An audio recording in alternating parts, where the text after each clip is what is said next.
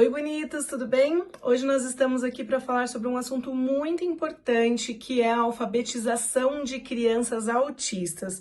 Na verdade, eu recebo muitas dúvidas, muitos questionamentos sobre como é que a gente alfabetiza crianças com TEA, né, que é o transtorno do espectro autista. Pessoal, primeiro de tudo, a gente precisa entender que o TEA é um transtorno do neurodesenvolvimento.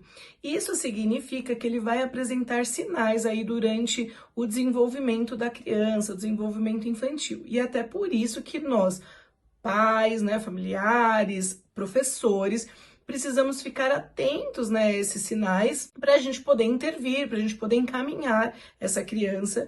E claro que quanto antes, né, nós obtivermos este diagnóstico, mais precocemente essa criança vai receber estimulação, o estímulo adequado. E isso é muito importante. Então vamos lá para os sinais, né, que a gente precisa ficar atento. Então, no geral, eles vão ser crianças que não vão conseguir interagir com outras pessoas, vão apresentar dificuldade no contato visual, às vezes apresentam atrasos na fala, não conseguem expressar as próprias emoções. São crianças que têm dificuldade de compartilhar os objetos, aliás, às vezes eles preferem um objeto às pessoas, né? Vão apresentar hipersensibilidade, muitas vezes visual, ou auditiva, ou gustativa. Então, podem apresentar estereotipias, que é aquela coisa, né, de conta, 1, 2, 3, 4, bate a cabecinha, né, o corpo na parede, ou vem para frente, vem para trás, enfim, vários estereotipias que eles podem apresentar. Pode apresentar mudança de humor, né, vão ter muita dificuldade de se relacionar com os amigos na escola. Então veja que, como se trata de um espectro, não existe, a gente não está falando de uma coisa padrão, né, um único padrão, existe uma variação enorme que a gente precisa ficar atento, e é por isso que a gente vai falar sobre ter um olhar individual, específico para cada criança. E além de todos esses sinais, a gente precisa também saber se existe alguma comorbidade associada. Então, existe a presença de deficiência intelectual ou altas habilidades. Olha, né, quanta coisa aí que a gente precisa pensar. Então, por causa de tudo isso é que nós precisamos sempre, e é muito importante a ajuda de uma equipe multidisciplinar, que vai ajudar a família, que vai nos ajudar como professores, a gente entender melhor aquela criança e, claro, para que a gente possa traçar melhor as nossas estratégias pedagógicas, ok? E aí, pessoal, frente a tudo isso que a gente está discutindo aqui, precisa de muito estudo, né? Precisa de conhecimento, é por isso que a gente bate tanto na tecla da importância da formação de professores. Percebem que não é só a formação de professores, né? A família precisa ser informada, precisa explicar tudo isso. As pessoas que estão... A criança, ela está dentro do ambiente escola. Todo mundo que convive com essa criança precisa saber o que é o autismo, quais são as dificuldades dessa criança, como que ela se comporta, né? O que eu tenho que fazer quando essa criança, por exemplo, desorganiza. Tomar cuidado, porque às vezes a gente vê lá uma pessoa que não sabe, não tem informação, ela vai lá e quer parar a criança que está chacoalhando a mãozinha, por exemplo, quer parar, para o braço, segura o braço dela, não deixa ela fazer isso. Então, o que a gente pode fazer para atender melhor essa criança? Então, percebam que trata-se de uma sensibilização de todos, né? Para a gente conseguir fazer a inclusão, todo mundo precisa ter conhecimento sobre esse assunto. Por isso que a gente precisa falar tanto sobre isso. Se a gente quer fazer a inclusão escolar, a gente precisa levar conhecimento até para a gente acabar, né, com essas questões, com as falas preconceituosas, as atitudes e assim por diante. Falando especificamente agora da alfabetização, nós sabemos que existem muitas falhas na forma como nós aqui no nosso país, vamos falar aqui no Brasil, né? Nós alfabetizamos os nossos alunos. Não que em outros países não existam essas falhas, mas a gente vai falar especificamente aqui, dados índices, né, de analfabetismo. Existem porque ainda se trabalha muito a forma tradicional, né?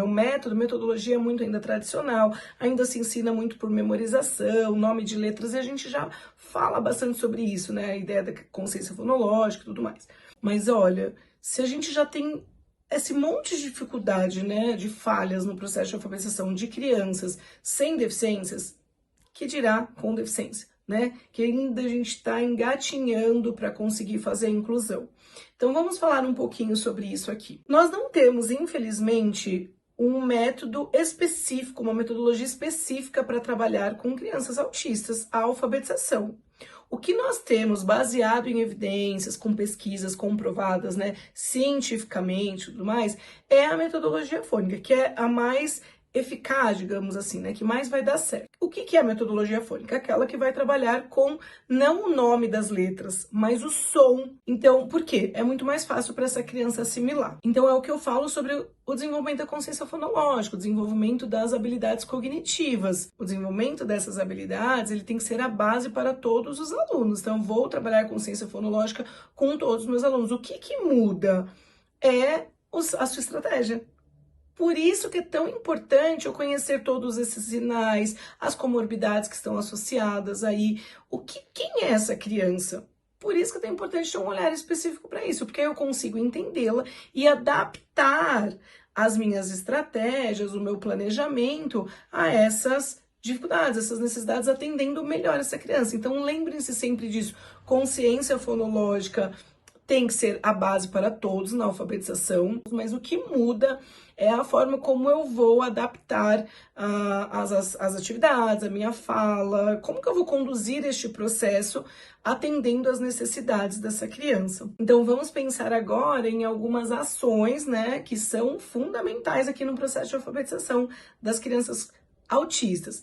Então, primeiro de tudo, vamos estruturar, trabalhar com atividades estruturadas e sequenciais para essas crianças, instrução explícita, que eu sempre falo sobre isso no processo de alfabetização, isso é fundamental aqui neste processo.